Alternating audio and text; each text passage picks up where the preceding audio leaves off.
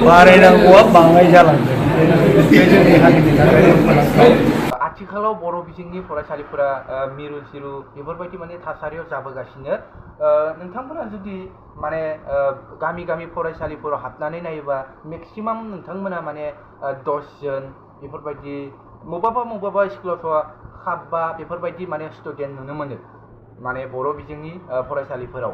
Maximum माने बिथांमोना फरायो माने एसामिस इंलिश बेफोरबायदि हाजिरा मावनानैब्लाबो माने हाजिरा कामला बेफोरबायदि मावनानैब्लाबो माने इंलिश मिडियाम एबा प्राइभेट स्कुलाव फरायद्रायगोन बेफोरबायदि माने नोंथांमोना निस्सय नुखादो एबा मिथिखादो नङा होमबा जे माने जोंनि बर' बिजोंखौ फरायनो गारनानै माने गुबुन हारिनि गुबुन लेंगुवेज बेफोरबायदि मिडियामाव होनायखौ नोंथांमोना निस्सय मिथिखादो एबा नुखागासिनो नङा होमबा। दासान्दि बेफोरबायदियानो जागासिनो नङा होमबा जे हाजिरा कामला मावनानैब्लाबो माने गावनि फिसाला एबा गावनि फिसाजोखौ माने गुबुन स्कुलाव होद्रायगोन एबा बेलेग लेंगुवेज एबा हिन्दी इंलिश बेफोरबायदि लेंगुवेजाव माने फरायगोन बेफोरबायदि कम्पिटिसन नांनायखौ जों नुनो मोनदों नङा होमबा।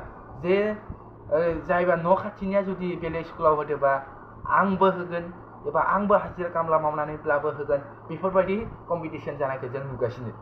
थ' माने जोंनि बे जाहोनावनो जोंनि बर' बिजोङाव फरायनाय एबा जोंनि बर' लेंगुवेजाव फरायनाय बेयो माने गोबांथार खम जागासिनो एबा दासान्दि माने बेफोरबायदि बर' बिजों स्कुलफोरखौ माने हमथाना लाखिनाया जोबोद गोब्राबसै होननानै फोरमायदों एबा बुंथिदों जोंनि बर' थुनलाइ आफादनि आफादगिरि बिथाङा। नोंथांमोना जुदि भिडिअखौ नायलाङो निस्सय मिथिगोन आरो बुजिगोन।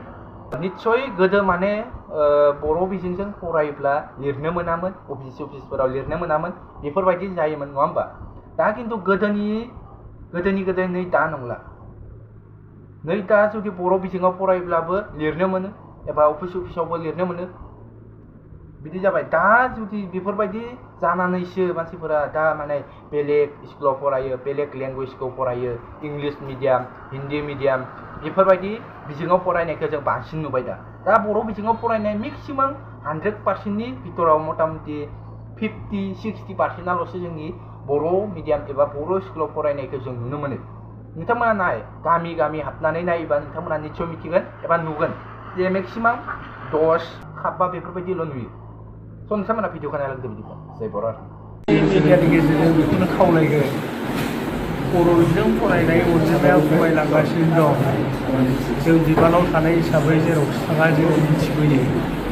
जोंखौबो मालाय हारि अफिसारफ्रा खावलायहरो सेबायाव बहाबा बिथांमोननि फरायसाफ्रा गोसो फायनाल होनांगौआ आगोलनि रुजुनायाव बाङाय जालांगासिनो दङ। बारायनांगौआ बाङाय जालांदों बे जोंनि हारिनि थाखाय दुखुनांथाव। सुथुर गोनां हारिफ्रा जोङो लाजिनांगौ मालायजों हिंसा गुलायहरनाय।